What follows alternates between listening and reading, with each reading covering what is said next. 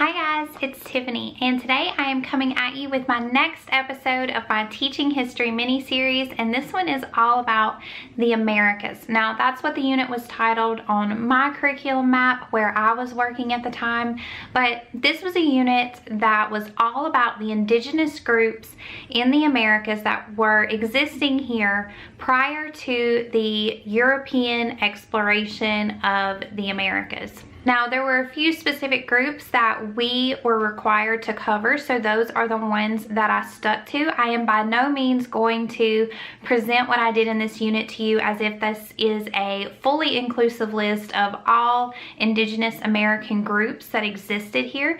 These were the ones that my students were required to know about, and we had a very limited time for this unit. So if you would like to hear how we covered these groups, what groups we covered, how I paced it out, then stick around and let's get into it.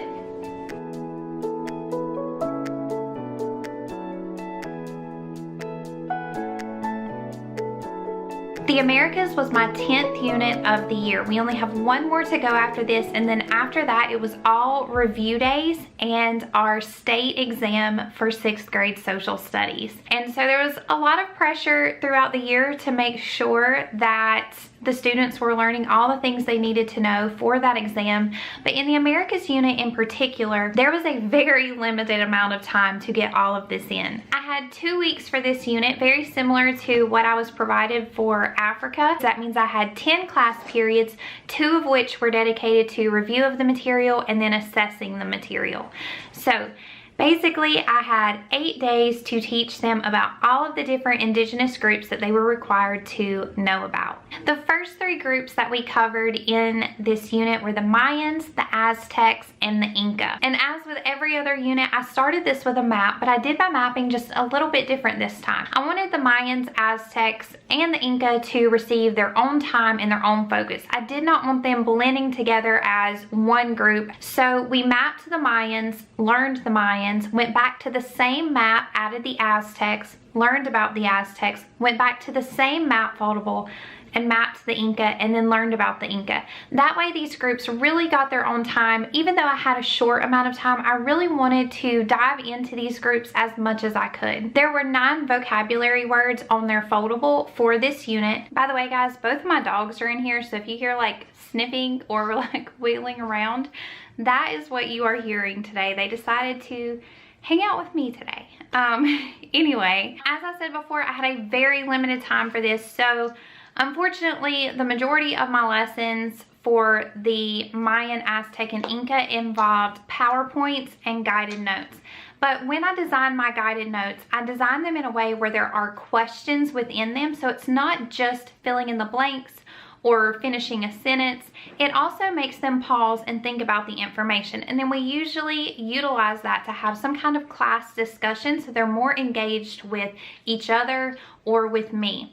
On the front of each of the guided notes for the Mayans, Aztecs, and the Inca, I put a social class pyramid so that on the front cover of their foldable notes, there was a social class pyramid, and then on the inside are the notes.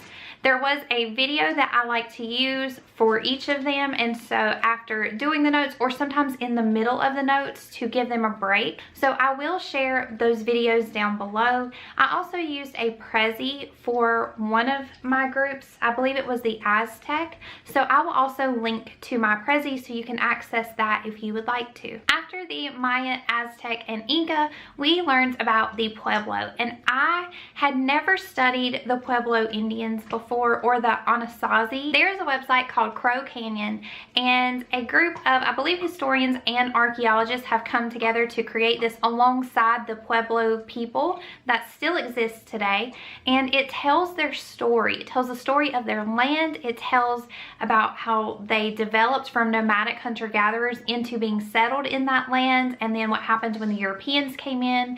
There was a time when they had to leave the land, and then when they came back. It's a fascinating website, a fascinating story, and the person who helped to create Crow Canyons, that organization, he also did a TED Talk, which for me as an adult, I absolutely loved.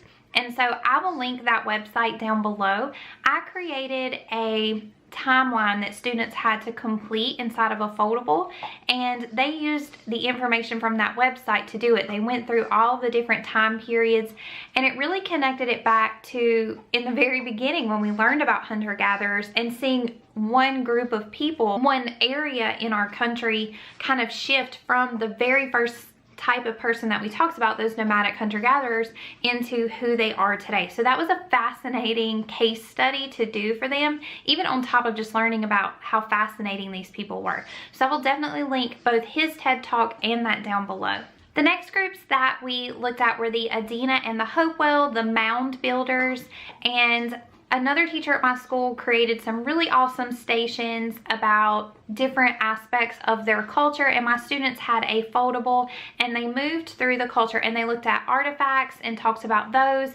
They looked at the mounds. After the Edina and the Hopewell, we talked about the Mississippian culture, because there was not just one group that we looked at from that. We kind of just examined the culture as a whole, which was how it was presented to us to know about it from the standards and the support documents. They had a reading for the Mississippian period and some guided questions and a short answer response that went with that.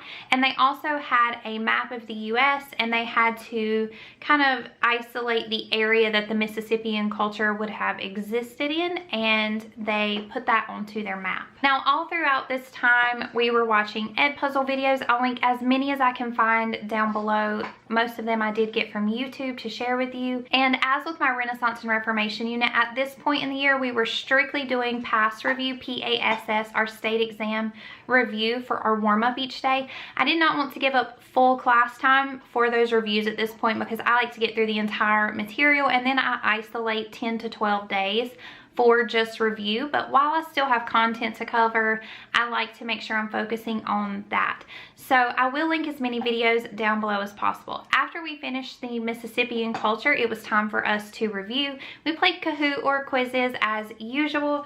And then for the Inca and the Mayan and the Aztecs, I also had students on a map just kind of label where they were from and some of their major monuments and things that were specific to each culture, and that ended up looking like this. So her version of this is completed, obviously, but when she got this for me, it just said Inca, Maya, and Aztecs, and it was a blank map. The rest of this, she kind of doodled. It was supposed to be like a doodle map, and they put all the key things on there and got to decorate it how they wanted to. And you can see she had Inca and then the Aztecs and Mayans up there.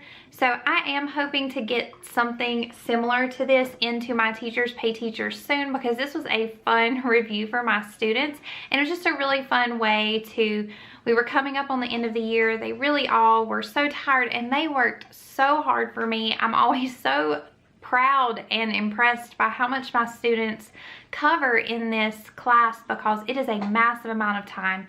So something like this was a great tool for review, but it was also fun for the students. After the test, I wanted to really make sure that they had an understanding of these cultures. So we got the test out of the way and done, and then we actually completed this project. This project is available in my Teachers Pay Teachers, and it comes with the template that my students use. I have updated this and changed the fonts and the borders. It does look a little bit different, but this project comes and it comes with very detailed instructions for what I would like to see for each group. And by the end, they've just summarized the key contributions, the location, what was important to the people, their religion, if they had an economic system, a social class system. They've covered all of those things, and they have a nice project at the end. Even though this unit was very short, I do like to give a project grade a little bit of a bigger grade where I can, to kind of balance out that test grade and give them something else to show that they have learned the material. So this project was great for that, and it looks great hanging up in my classroom and in the hallway also. All right, guys, I hope what I did in this unit is helpful to you in some way. I really enjoy the Americas. It's a fun unit, and I think often the indigenous groups get thrown in with exploration. These indigenous groups existed before European exploration and European contacts, and they deserve to have their stories told in that way. So next time, I'm actually talking about exploration, and our unit specifically focused on European exploration. So if you would like to hear how I taught that, then you'll have to come back next time. Alright guys, thanks so much for watching. If you enjoyed it, thumbs up. Don't forget to subscribe, and I will see you in my next video. Bye!